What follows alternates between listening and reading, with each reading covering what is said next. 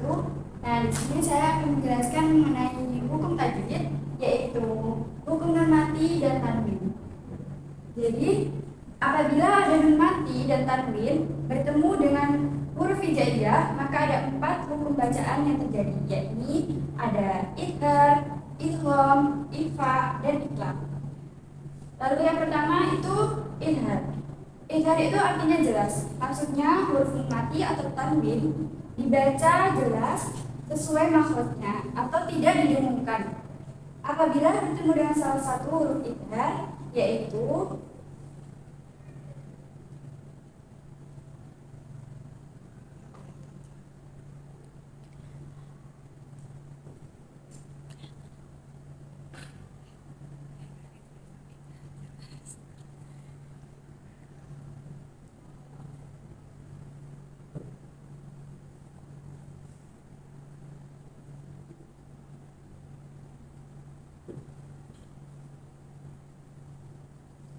jadi huruf idhar itu ada 6, yaitu yang pertama hamzah, lalu yang kedua ha, yang ketiga ghain, yang keempat ain, yang kelima kha, lalu yang keenam ha.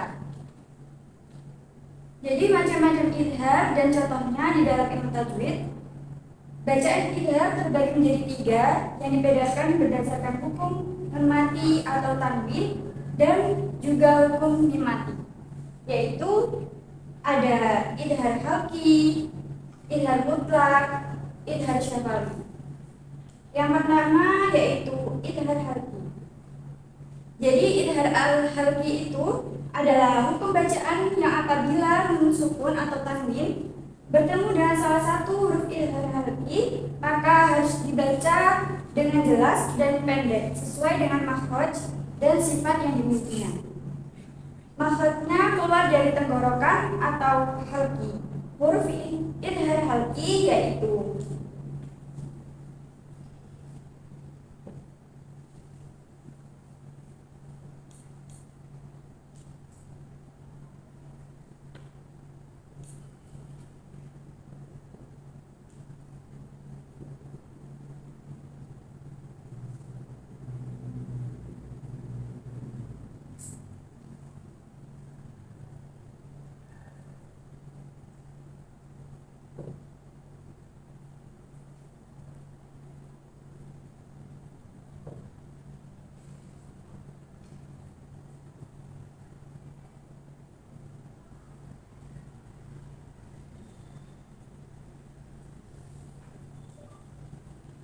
jadi huruf idhar halqi itu ada 6. Yang pertama hamzah, yang kedua ha, yang ketiga ghain, yang keempat ain, yang kelima kha, dan yang keenam ha. Contohnya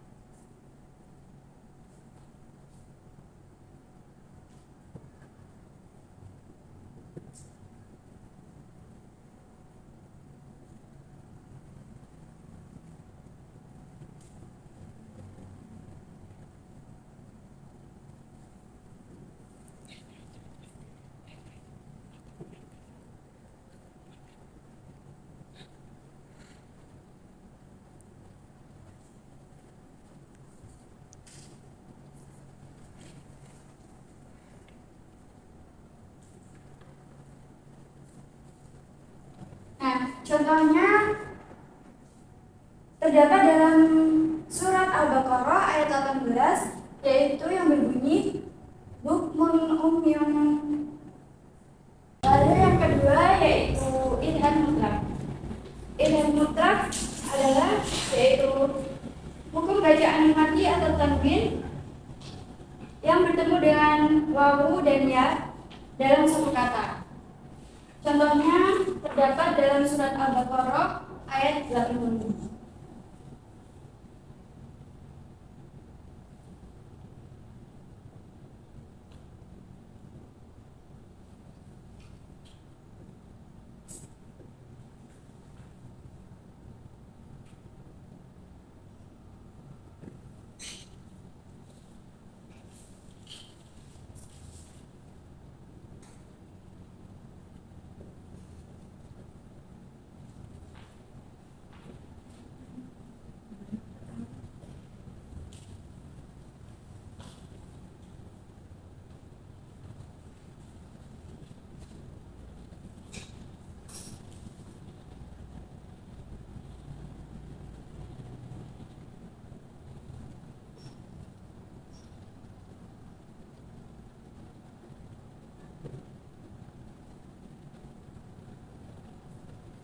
Nah, jadi terdapat surat Al itu contohnya terdapat dalam surat Al-Baqarah ayat 85. Contohnya ad-dunya. Nah, di sini hormati bertemu dengan ya.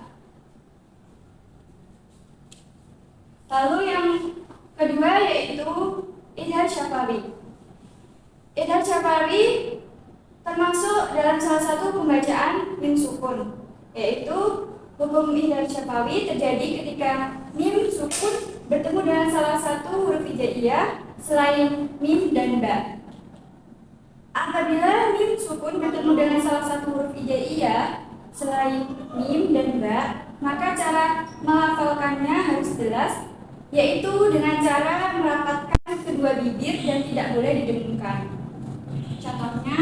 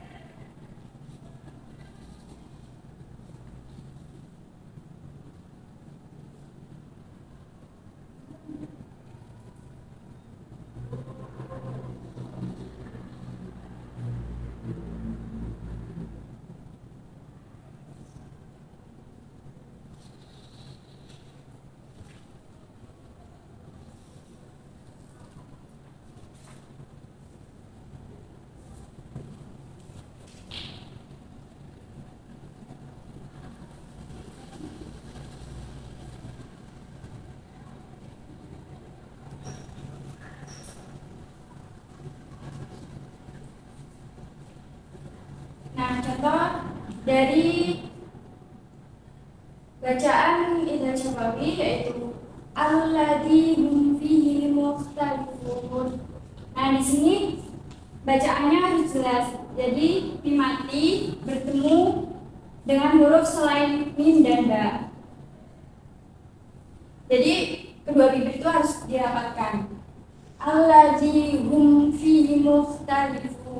Yang kedua, hukum nun mati ada tanwin. Yang kedua yaitu idgham. Idgham ini artinya memasukkan, yakni pengucapan nun mati atau tanwin masuk atau melebur dengan huruf-huruf idgham.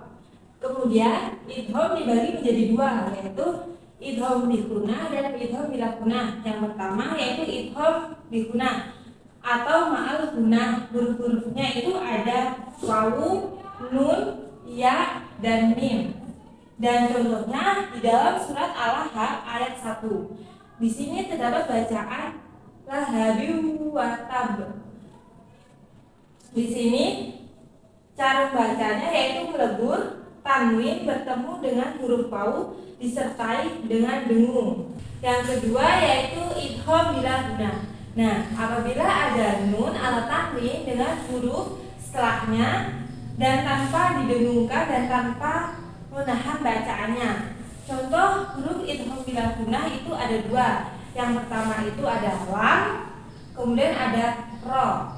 Nah, contohnya dalam surat Al-Baqarah ayat 24 yang berbunyi fa'il lam.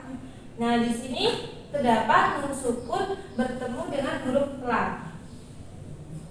Nah, itulah pembagian idgham, yaitu ada dua, idgham bi gunah dan idgham bila gunah. Hukum nun mati dan tanwin yang ketiga yaitu ikhfa. Ikhfa artinya sama. Cara mengucapkan ikhfa apabila nun mati atau tanwin ketika bertemu dengan huruf-huruf ikhfa memiliki sifat antara izhar dan idgham disertai gunah. Huruf ikhfa ada 15: sa, sya, so, do, to, do, fa, qaf, kaf, ta, tha, ja, da, za, za. Yang kedua yaitu ada ikhfa syafawi.